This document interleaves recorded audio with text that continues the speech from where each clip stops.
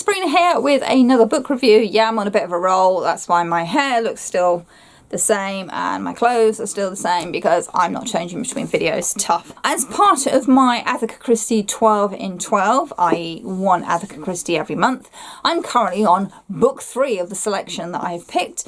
This is The Murder of Roger Ackroyd, which features Hercule Poirot. This was, I believe, the 6th book she wrote originally. This is the one that got her into trouble with the crime writing group, the organisations and that. And this one, I think, really changed how people look at crime novels, I think, because it's clever.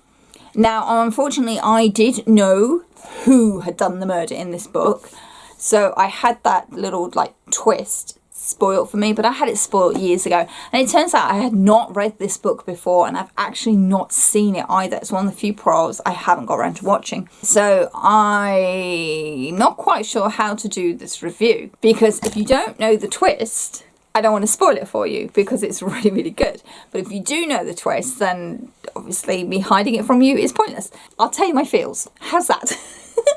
So, The Murder of Roger Ackroyd is told from Dr. Shepherd's point of view. He is the local doctor in the local town where our murder takes place. And he tells us the story. So everything we get is from his point of view, very much in the way like Captain Hastings tells the stories from his points of view.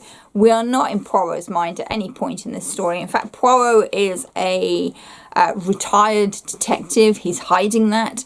He's living next door to Dr. Shepherd and his older sister and growing marrows, because that's what he wants to do in his retirement. He likes some peace and quiet. So we only see Hercule Poirot through Dr. Shepherd's eyes.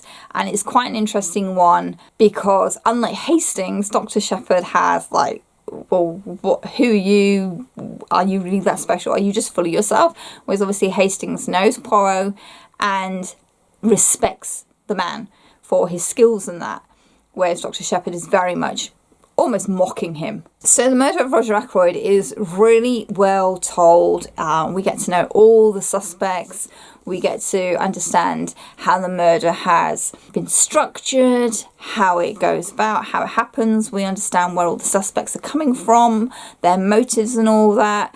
And because Dr. Shepherd's sister is kind of like the local gossip, that's how we get all the background information on various suspects and theories that are flying around the town. So Agatha Christie's been really clever in the fact she's given us this person telling the story who's access to all this gossip information, and therefore can talk about that in their own views and thoughts without being like the busybody. So The Murder of Roger Ackroyd is incredibly clever. It's well structured. So The Murder of Roger Ackroyd is really well structured, really well pulled together. Agatha does a great job of giving you the clues without giving you the clues, as it were. She gives you enough that you can work it out, particularly if you know the twist.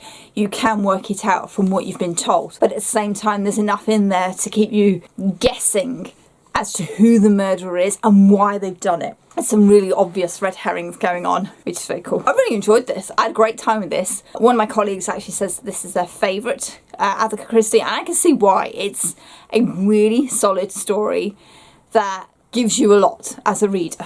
So, have you read The Murder of Roger Ackroyd?